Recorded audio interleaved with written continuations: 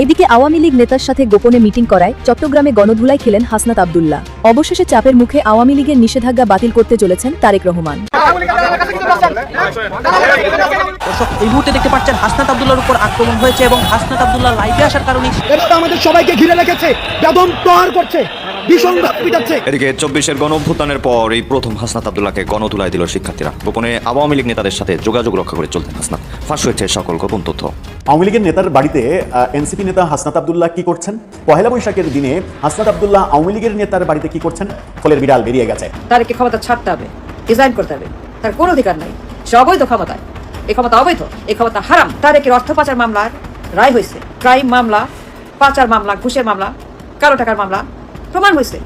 সংসদে যেভাবে আওয়ামী লীগের কার্যক্রমের উপর নিষিদ্ধের বিল পাশ করিয়েছে, কিছুদিনের মধ্যে আওয়ামী লীগের কার্যক্রম বৈধ করতে সেজন্য সংসদে বিল পাশ করা হবে। অলরেডি প্রস্তুতি শুরু হয়ে গিয়েছে। অলরেডি বিশ্বের অনেক দেশ থেকে এই বিল সরকারের উপর কূটনীতিক প্রেশার আসা শুরু করে দেওয়া হয়েছে। এখন আওয়ামী লীগ পাল্টা জবাব দেওয়ার ছক করছে। সূত্রগুলো বলছে আওয়ামী লীগ স্থানীয় সরকার নির্বাচনগুলোকে ঘিরে ভোটের মাঠে বিএনপিকে জবাব দেওয়ার ছক। আগেই বলেছিলাম যে জুলাই সনদ বলে কিছু বাংলাদেশে টিকবে না, হবে না। ঠিক সেটাই ঘটেছে।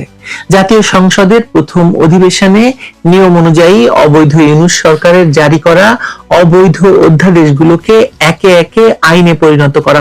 বাংলাদেশ আওয়ামী লীগের সকল পর্যায়ের নেতা কর্মী সমর্থক যারা এই মুহূর্তে বাংলাদেশে অবস্থান করছেন, বিশেষ করে রাজধানী ঢাকায় যারা অবস্থান করছেন, তাদের জন্য একটা সতর্ক বার্তা। আপনারা ইতিমধ্যে জানেন যে প্রিয় দর্শক, নতুন একটি খবরে আপনাদের সবাইকে স্বাগতম।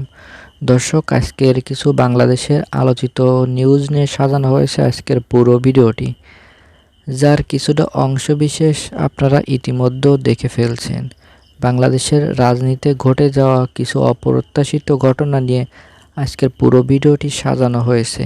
তাহলে চলুন আর কথা না বাড়িয়ে আগে সম্পূর্ণ নিউজটি মনোযোগ সহকারে দেখে আসা যাক। এই চ্যানেলটিতে আপনি নতুন হয়ে থাকলে অবশ্যই চ্যানেলটি সাবস্ক্রাইব করে পাশে থাকার অনুরোধ রইল, সবসময় এমন নিত্য নতুন লেটেস্ট নিউজ পেতে। ভিডিওটি ভালো লেগে থাকলে অবশ্যই আপনার বন্ধুদের মাঝে ভিডিওটি শেয়ার করতে ভুলবেন না। তাহলে চলুন সম্পূর্ণ ভিডিওটি দেখে আসা যাক। আগেই বলেছিলাম যে জুলাই সনদ বলে কিছু বাংলাদেশে টিকবে না, হবে না। ঠিক সেটাই ঘটেছে। জাতীয় সংসদের প্রথম অধিবেশনে নিয়ম অনুযায়ী অবৈধ ইউনূস সরকারের জারি করা অবৈধ অধ্যাদেশগুলোকে একে একে আইনে পরিণত করা হলেও গণভোট, জুলাই সনদ, গুম, মানবাধিকার কমিশন এবং বিচার বিভাগকে পৃথকীকরণ সংক্রান্ত অধ্যাদেশগুলি বাতিল বলে গণ্য হয়েছে। কারণ নতুন সংসদের বয়স 30 দিন পেরিয়ে পরিণতি। যে জুলাই সন্ত্রাসের উপর ভর করে অবৈধ ইউনূস সরকার 1.5 বছর ধরে রাষ্ট্রযন্ত্র পরিচালনা করেছে, সেই সন্ত্রাসের মতাদর্শিক ভিত্তি হিসেবে তারা যে জুলাই সনদকে প্রতিষ্ঠিত করতে চেয়েছিল, সেটি এখন আইনি এবং সাংবিধানিক দিক থেকে কার্যত নিঃশেষ। অবৈধ ইউনূস সরকারের বর্ধিত সংস্করণ তারেক রহমানের সরকার ক্ষমতায় এসে প্রথম 30 দিনে 91টি বিল পাশ করেছে, কিন্তু গণভোট অধ্যাদেশ 2025, গুম প্রতিরোধ এবং প্রতিকার অধ্যাদেশ, দুর্নীতি দমন কমিশন সংশোধনী, মানবাধিকার কমিশন অধ্যাদেশ সহ 13টি অধ্যাদেশ দিয়ে নিয়ে আলোচনাই করেনি। ফলে সাংবিধানিক বিধান অনুযায়ী এগুলো স্বয়ংক্রিয়ভাবে অকার্যকর হয়ে গেছে। তার মানে জুলাই সনদ অকার্যকর হয়ে গেছে। এখানে রাজনৈতিক ভূমিকার একটি সূক্ষ্ম কিন্তু বিপজ্জনক চরিত্র স্পষ্ট হয়ে গেছে। যারা মানে এই বিএনপিও জুলাই সন্ত্রাসের সুবিধাভোগী হিসেবে সংসদে বসেছে, তারাই এখন সেই সন্ত্রাসের মতাদর্শিক উত্তরাধিকার জুলাই সনদকে কার্যত দাফন করে দিয়েছে। স্বরাষ্ট্রমন্ত্রী সালাউদ্দিন আহমেদ নিজেই সংসদে দাঁড়িয়ে জুলাই জাতীয় সনদ বাস্তবায়ন আদেশকে অন্তহীন প্রতারণার দলিল এবং জাতীয় প্রতারণা আখ্যা দিয়েছিলেন। তার ভাষায় এই অধ্যাদেশের কোনো আইনি বৈধতা নেই এবং এটি সূচনা থেকেই অবৈধ। আমরাও একই কথা বলেছি। এই বক্তব্য অত্যন্ত তাৎপর্যপূর্ণ, কারণ যে রাজনৈতিক শক্তি জুলাই সন্ত্রাসের মাধ্যমে ক্ষমতার পথে হেঁটেছে, সেই শক্তির প্রতিনিধি সেই সন্ত্রাসের ফসলকে প্রতারণা বলছেন। মানে খেলাটা কেমন জমেছে বলুন তো। বিষয়টি কেবল রাজনৈতিক নয়, এটি সাংবিধানিক সংকটেরও সূচনা করতে পারে, করেওছে। বাংলাদেশ সংবিধানের 93-এর 2 অনুচ্ছেদ অনুযায়ী কোন অধ্যাদেশ সংসদে উত্থাপনের 30 দিনের মধ্যে হয় পাশ করতে হবে, নয়তো অনুমোদন প্রস্তাবের মাধ্যমে বাতিল করতে হবে। কিন্তু তারেক রহমানের সরকার 4টি অধ্যাদেশ বাতিল করেছে বিল পাশ করার মাধ্যমে, যা সংবিধান কিংবা সংসদের কার্যপ্রণালী বিধি কোথাও স্বীকৃত নয়। জাতীয় সংসদের কার্যপ্রণালী বিধির 144 বিধি সুস্পষ্টভাবে বলছে অধ্যাদেশ বাতিলের জন্য বিধিবদ্ধ প্রস্তাব পাশ করাতে হবে বা করতে হবে। পঞ্চম এবং সপ্তম জাতীয় সংসদে এই প্রক্রিয়ায় অনুসরণ করা হয়েছিল। এই আইনি অসঙ্গতি প্রমাণ করছে যে এই সরকার রাজনৈতিকভাবে নয়, আইনিভাবেও দায়িত্বহীন। যে গণভোট অনুষ্ঠিত হয়েছিল গত 12 ফেব্রুয়ারি নির্বাচনের দিন, তাতে হ্যাঁ পক্ষ জয়যুক্ত হয়েছে বলে দাবি করা হয়েছিল, কিন্তু তারেক রহমানের সরকার সেই গণভোটের ফলাফলকে কার্যত প্রত্যাখ্যান করেছে। বিএনপির সংসদ সদস্যরা সংবিধান সংস্কার পরিষদের সদস্য হিসেবে শপথই নেয়নি। এই বাস্তবতায় স্পষ্ট যে জুলাই সন্ত্রাসীদের হাত ধরে ক্ষমতায় আসা তারেক রহমানের সরকার সেই সন্ত্রাসীদের রাজনৈতিক দাবি থেকে সরে নিজেদের একক ক্ষমতা আরো নিরঙ্কুশ করার পথে হাঁটছে। জামায়াত এনসিপি নেতৃত্বাধীন বিরোধী জোট এতে ক্ষুব্ধ হয়ে ওয়াকআউট করছে, নাটক জমছে। তারা ঐক্যমত্য ভঙ্গ এবং আস্থা সংকটের অভিযোগ তুলেছে বিএনপির বিরুদ্ধে। কিন্তু এই ক্রোধের নৈতিক ভিত্তি কি আছে বলেন? যে জামায়াত এনসিপি জুলাই সন্ত্রাসের মাধ্যমে দেশে একটি অসাংবিধানিক এবং অগণতান্ত্রিক পরিবর্তন এনেছে, তারা যদি আবার সাংবিধানিক প্রক্রিয়া এবং গণতান্ত্রিক ঐক্যমতের কথা বলে, এটা নাটক ছাড়া আর কি হতে পারে বলেন? সংসদের গতি নিয়ে প্রশ্ন উঠেছে মারাত্মকভাবে। মাত্র 3 দিনে 35টি বিল পাশ করা হয়েছে, যার মধ্যে সুপ্রিম কোর্টের বিচারক নিয়োগ এবং নিম্ন আদালতের নিয়ন্ত্রণ সংক্রান্ত অধ্যাদেশ বাতিলের মতো স্পর্শকাতর বিষয়ও রয়েছে। বিচার বিভাগের স্বাধীনতা নিশ্চিত করতে যে 2টি অধ্যাদেশ জারি হয়েছিল, সেগুলো বাতিল করে নিম্ন আদালতকে আবার আইন মন্ত্রণালয়ের অধীনে নিয়ে আসার। সাবেক প্রধানমন্ত্রী শেখ হাসিনা, রিফাইন্ড আওয়ামী লীগ এবং ভারত সম্পর্কে আমাদের মানব জমিন পত্রিকা একটি রিপোর্ট করেছে। আমি একটু বলে রাখি যে মানব জমিনের যে অনুসন্ধানী প্রতিবেদনগুলো, সেইগুলোর প্রতি আমার মোটামুটি আস্থা আছে, এক ধরনের বিশ্বাসযোগ্যতা, তুমুল বিশ্বাসযোগ্যতা আছে মানব জমিনের প্রতি। নিশ্চয় সবগুলো সম্পর্কে নয়, এই না থাকাগুলোর মধ্যে আমার কাছে মনে হয়েছে যে রিপোর্টটি নিয়ে এই মুহূর্তে কথা বলবো সেটি অন্যতম। আমার কাছে একটু খটকা মনে হয়েছে এই রিপোর্টটি সম্পর্কে। আগে বলে নিই রিপোর্টটিতে আসলে কি বলা হয়েছে, অনেকেই হয়তো পড়েছেন, তারপরে একটু বলি ছোট করে। মানব জমিন নাকি জানতে পেরেছে পরিশোধিত বা রিফাইন্ড আওয়ামী লীগ গড়তে 2টি প্রস্তাব নিয়ে কাজ শুরু করেছিল ভারতের কেন্দ্রীয় সরকার, অর্থাৎ নরেন্দ্র মোদীর বিজেপি সরকার।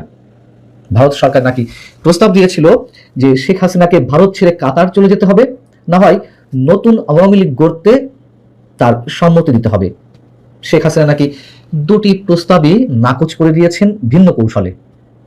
মানবজমিন বলছে, বাংলাদেশের নির্বাচনের আগে আওয়ামী লীগ যাতে অংশ নিতে পারে সে লক্ষ্য নিয়েই প্রস্তাব চালাচালি হয়েছিল, কিন্তু হাসিনা তার সিদ্ধান্তে অনড়। তিনি কোনো অবস্থাতেই ভারত ছাড়তে চান না, যেতে চান না কাতারে। তিনি মনে করেন কাতার যাওয়ার মানে হচ্ছে নেতৃত্ব ছেড়ে দেওয়া। একাধিক কূটনৈতিক সূত্র এই ইঙ্গিত দিচ্ছে যে হাসিনাকে বলা হয় তার নেতৃত্বে আওয়ামী লীগ পুনর্গঠন প্রায় অসম্ভব। গণ আন্দোলনের মুখে ক্ষমতাচ্যুত হওয়া শেখ হাসিনা সরকার যেসব গণহত্যা চালিয়েছে তা মানুষের মন থেকে এখনো মুছে যায়নি।